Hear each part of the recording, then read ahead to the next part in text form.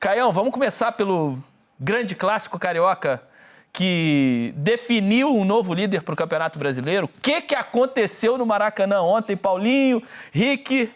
Obviamente, a diferença entre Flamengo e Vasco, tecnicamente, é uma diferença grande, mas um 6-1 é para qualquer torcedor sair arrasado, né? Tô falando torcedor do Vasco, né?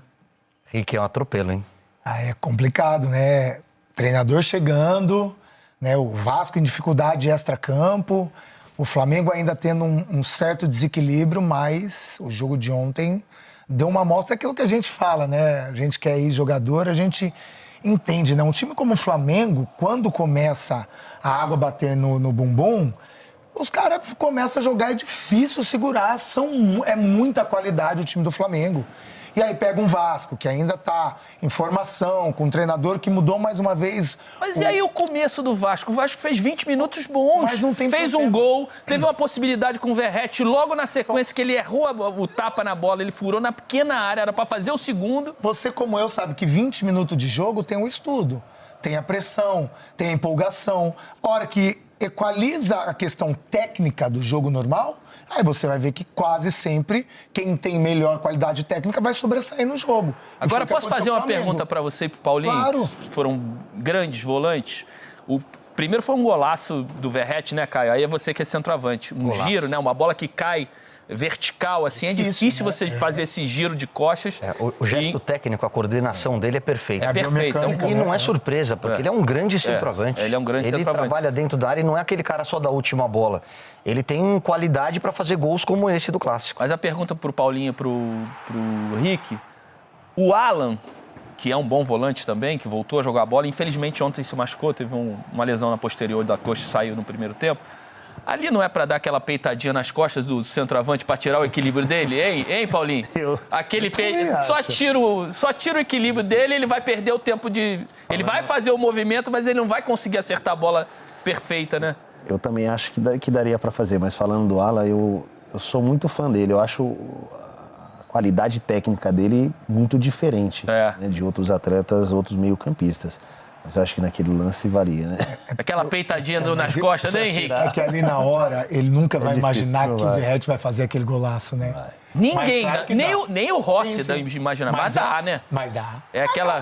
Quando olhou pra cima, enquanto o Verratti tá olhando pra cima, aquele peitadinha nas costas pra tirar o equilíbrio. Não tenha dúvida. Aí ele não conseguia fazer aquele movimento. E o Rossi também foi pego de surpresa. E o Rossi tá assim, tipo, não, ele vai ou dominar, ou vai botar uma bola pra dentro. Quando ele mexe na... Eu acho que o tempo de reação do Rossi foi atrasado. Agora, se ele tivesse mais esperto, é que, claro, é uma jogada que ninguém espera. Tanto é que o próprio Alan não faz o empurrãozinho e nem o Rossi está tão preparado para o movimento. Mas para um goleiro, ali a bola já dentro da área tem que ter um tempo de reação mais rápido. Tá, aí depois... Desculpa, a gente está falando com dois grandes meio-campistas, mas eu acho que aí é o detalhe do jogo de ontem. Porque quando você tem, do lado do Flamengo, jogadores com essa qualidade, e o Flamengo mudou um pouquinho o jeitão de jogar, porque ele jogava com dois caras abertos pelo lado do campo e era um time de intensidade e de profundidade, né? O Luiz Araújo, o Cebolinha, eles pegavam e partiam para cima. É porque ele estava sem o Gerson também, então, né? O Gerson passou por uma situação... Na hora que ele traz o Gerson para a beirada, e aí é muito parecido com o modelo de jogo que o Corinthians usava com o Jadson nessa função, saindo de uma posição aberta e flutuando para dentro. Você não pode jogar tão exposto. Você não pode deixar De La Cruz, Arrascaeta e Gerson, tendo Pedro para fazer esse pivô, e é um centroavante também que trabalha nessa construção de jogadas, com a liberdade que eles tiveram. Por quê? Porque são caras que se aproximam. Esse time do Flamengo hoje é um time de aproximação, de tabela, de infiltração. É um time que trabalha em espaço curto. Eu acho que o Vasco estava muito exposto, tinha que fechar, tinha que compactar, e principalmente ali na frente da área. Então, mas eu fiz o jogo ontem, primeiro o Vasco começou com uma linha de 5, ele nem começou com 3 zagueiros e os alas mais espetados, né? Ele começou com 2 laterais e 3 zagueiros. E uma linha de 4. E só o Verratti ali na frente isolado. Cara, quando o Flamengo encaixou a marcação, começou a roubar a bola no campo ofensivo, na intermediária ofensiva, o Flamengo começou a amassar, começou a sufocar, começou a tirar os espaços do Vasco, tanto que o primeiro gol sai numa pressão do Flamengo, que o Maicon estica a bola e não consegue ficar com ela dominada, e o e o Cebolinha faz de fora da área, e aí começa um atropelo.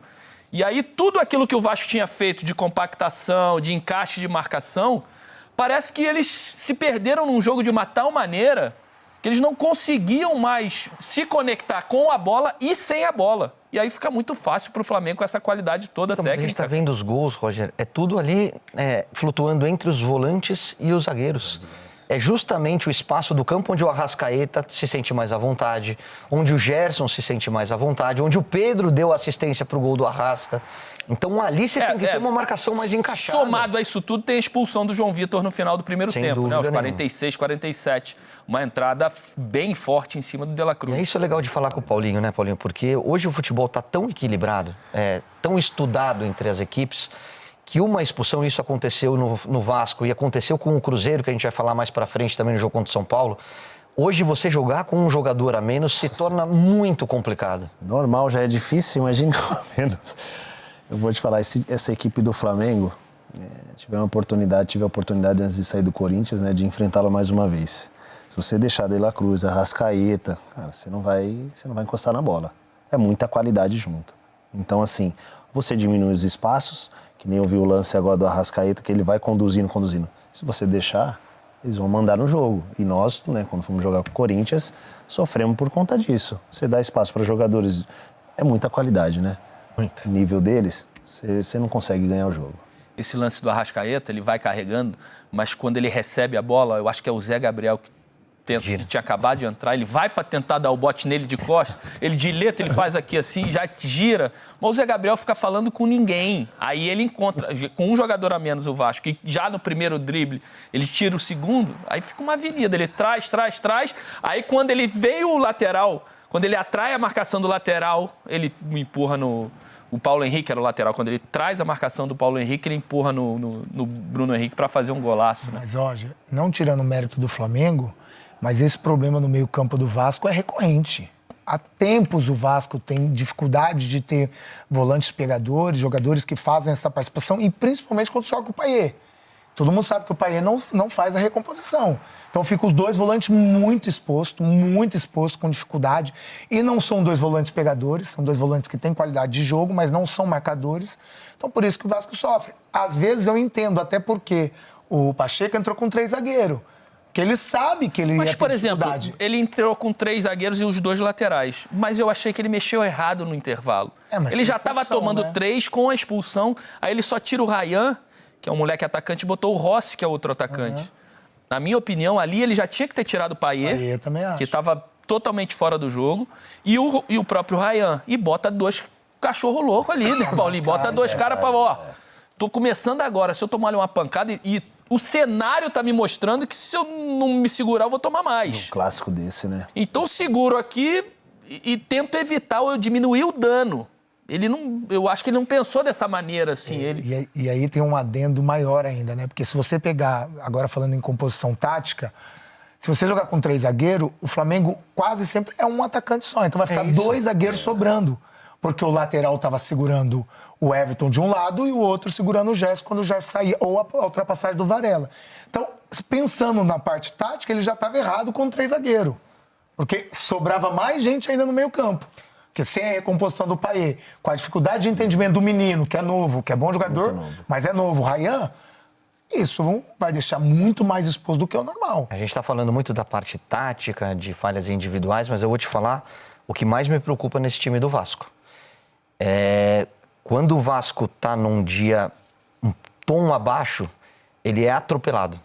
Não tem aquela derrota nos detalhes, não é um resultado que foge numa bola parada, num erro de cobertura. E tem alguns jogos que para mim são emblemáticos. Criciúma, né? O Criciúma 4-0 em casa, você perder pro Nova Iguaçu no Maracanã.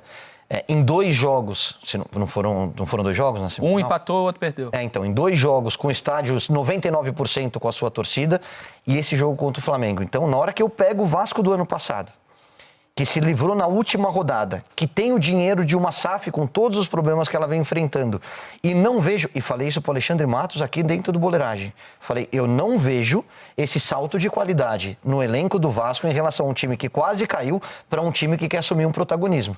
Eu vejo esse Vasco como um elenco mediano, brigando de 11º para baixo e com seríssimos riscos, porque todo time passa por um momento de dificuldade. O Corinthians, e o Paulinho pode falar, campeão do mundo, tem algum momento que esse Flamengo, há 3, 4 rodadas atrás, todo mundo falava, é um time que oscila, que não encanta, que a cobrança do resultado. Flamengo em cima do Flamengo é para que ele apresente esse futebol sempre, né? Porque a qualidade para isso mas tem. Mas quando não apresenta, ele não oscila, ele é regular, ele é linear. Tem alguns times, o Palmeiras não está fazendo um grande campeonato, o Palmeiras não está jogando um grande futebol, mas ele é organizado, ele é competitivo. O Vasco, ele se desorganiza muito rapidamente. E pancadas desse tamanho mostram uma fragilidade no lado emocional que, para um campeonato brasileiro duro como é o nosso, me preocupa. Eu acho que